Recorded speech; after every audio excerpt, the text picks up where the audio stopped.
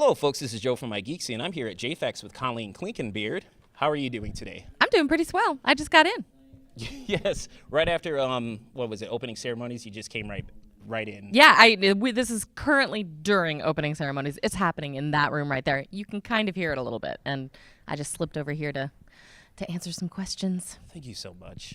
Well, folks, for those of you who are not familiar, she's a voice actress. She's Momo Yaoyorozu from My Hero Academia. Tora from Junie Tyson, which is actually a sad, tragic character if you think about it. She is, man. And Monkey D. Luffy from One Piece. Now, and also she's directed a lot of things. She's the ADR director from My Hero Academia, Fractal, and the first season of Steins Gate. That's true. And Full Metal Alchemist and... Which one? Panty and Stocking with Garter Belt. Full Metal Alchemist Brotherhood? No, the original. Okay. Now, my first question usually that I ask voice actors is, what was your first exposure to anime?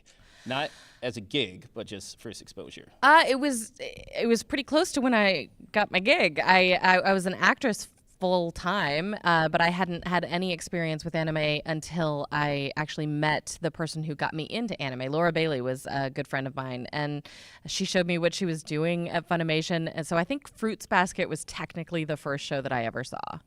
And at the same time that I was watching that, I was auditioning for my first shows at Funimation. Okay. Well, at the beginning of the interview, I mentioned Fractal, and I wanted to talk about that a little bit. So might be a little bit of spoilers for those who haven't seen it. I'm not going to spoil stuff. I don't know. Well, when I first started watching it, like the first 2 episodes, I thought it was going to be a whimsical show at first. Right. But then things got real around episode 3. And I would like to compare it to The Matrix to an extent. Yeah, sure. Do you think society is working its way towards total dependency on electronics? Yeah, you know what? I think we are already at total dependence on electronics for most of the world. It's just a level of whether or not it would be whether or not we could go back, I would say. And at the moment, we still could revert. I don't expect that to happen, and I don't even think I want that to happen. But I would say we're not at the point yet where humanity would die out without it. But for our current society, for who we are as a people right now, certainly in America, we depend on electronics. Well, what were your thoughts on the ending?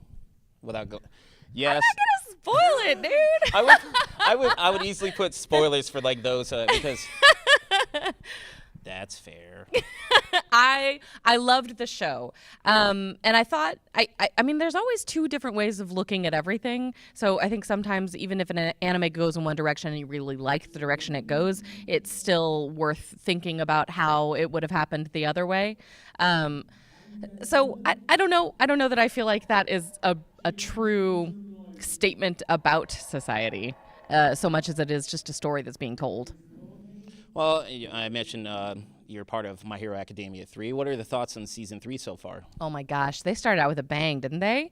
Yes. I feel like the first season, we were all kind of expecting it to be a little bit quicker, but it does start off slowly in the manga, so it made sense the way that they did it. It's just they weren't covering a ton of ground, and it picked up quickly, but it did start out a little bit slow. And then the second season was a little quicker than that, and then the third season, I mean, one of the biggest fights starts in episode 3 of the third season. It's quick. It's all very quick. Now, one of the things that actually stood out to me, and it's like a little minor detail, was the color of their eyes.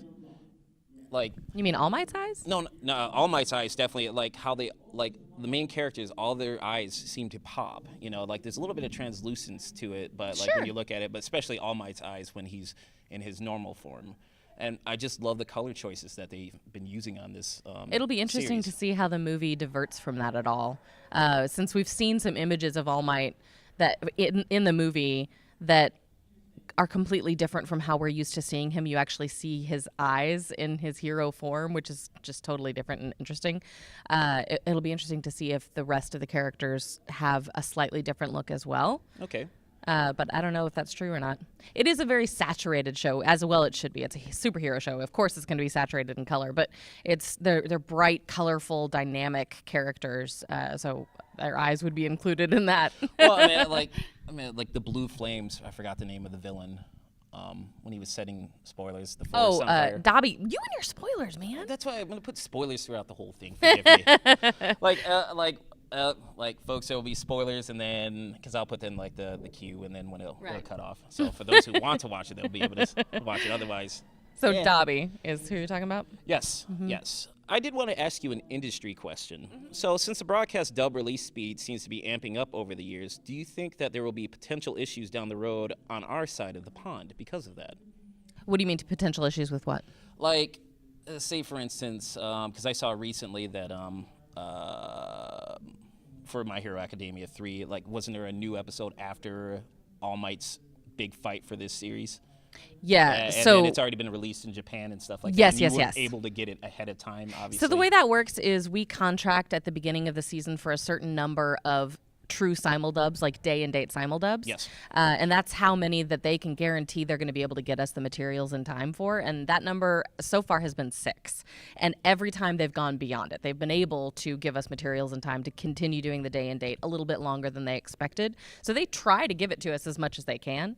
But then they hit a point where I think it's getting just a little bit too close to their actual production date to actually make the mark and get it to us in time for us to put it out at the same time.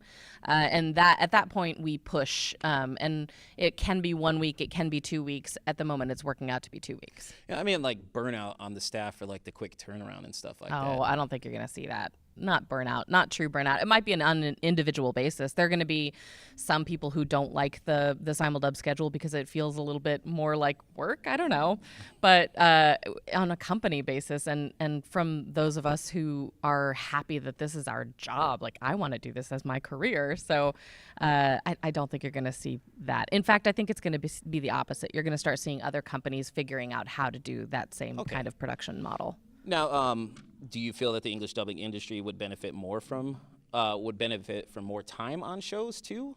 Oh, I think the English dubbing industry benefits most from getting out the product. Piracy concerns aside, I'm sorry. Oh, well, I mean, that is a big concern. I don't know that you can cut that concern out. I think that we benefit the most from getting it out as quickly to the Japanese as we can, because then we can give you more anime. If we aren't having things pirated, then we make enough money off of a show to stream it. At the moment, if we weren't simuldubing, we wouldn't be able to have a streaming service that made any money. That's fair. Yeah. I do actually want to start asking you some fun, not necessarily personal questions. Have you been pranked by Chris Abbott? Sure, yes. Absolutely. Pretty much everybody who is a friend of Chris Abbott's has been pranked by Chris Abbott. He actually got me mid-interview.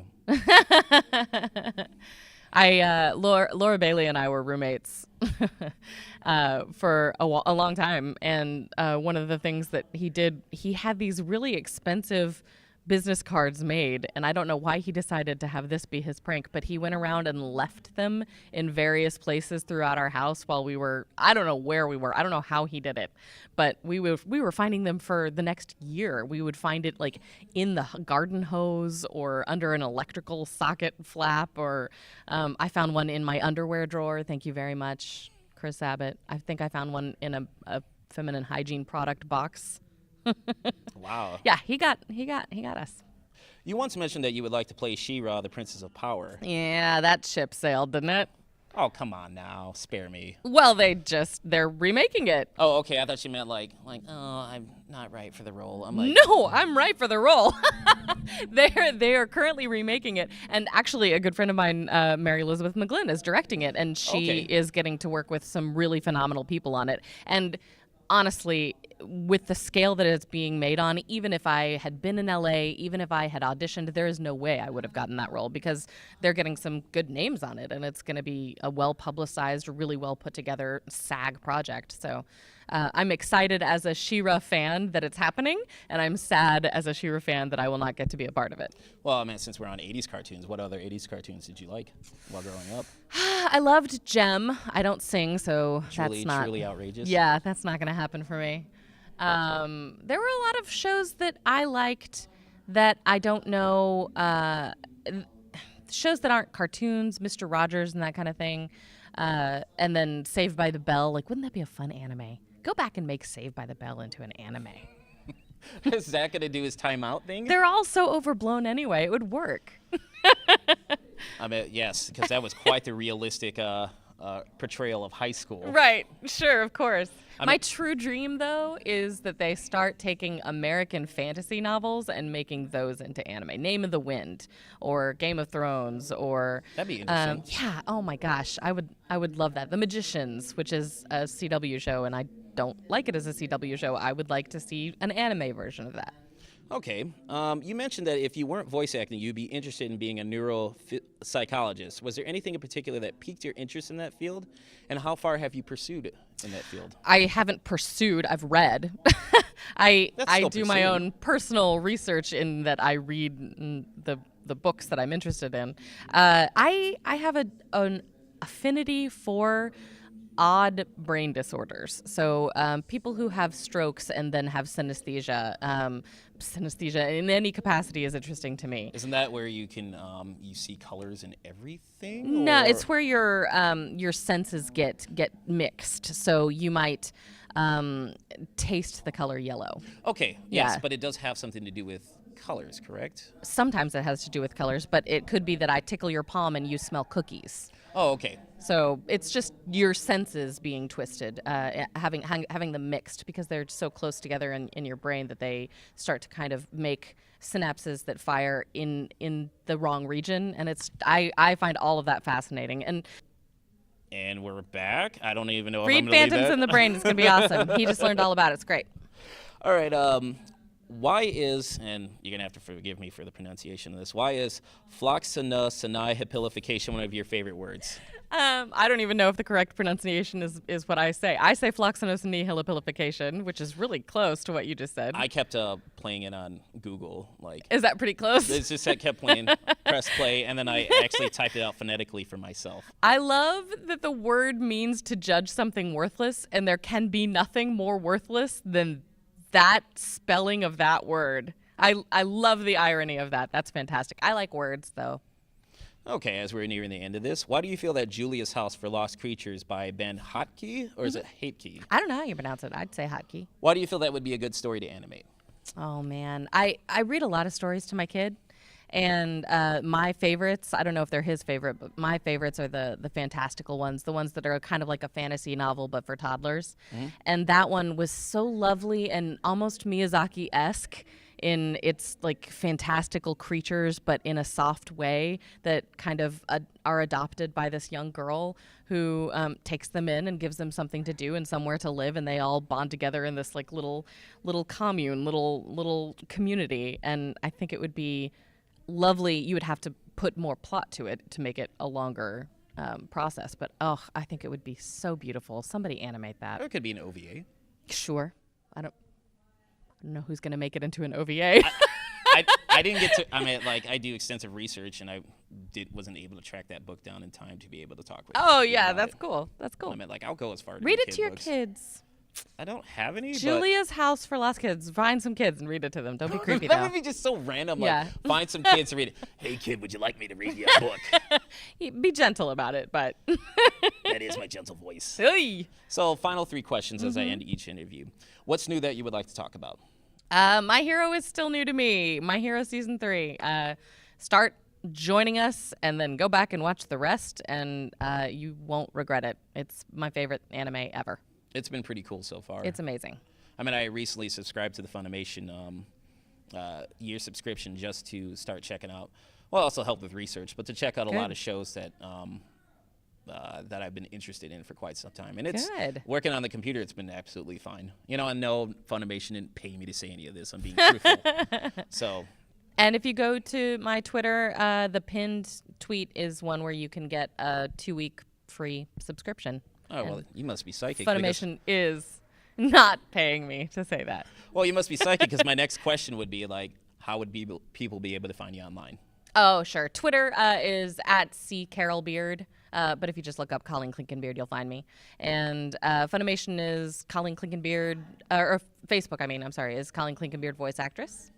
And feel free to talk to me. I try to talk back. I don't have a ton of time, but I try to engage when I can. And I really want to know what you guys are thinking and what more you want. I'm the producer who puts together all of the special features for Funimation. So anytime there's an anime and there's a special feature that goes on the DVD, that's me and my team of one, Ashley Ross, who's a rock star. That's we like to give you new content. So if you have ideas or requests, send them my way. All right. And final question. What would you like to say to the folks throughout the years who've been a fan of you? I don't know why, but keep doing it. All right, that works for me. Well, folks, this is Joe from MIGeekScene here with Colleen Clinkenbeard at JAFAX.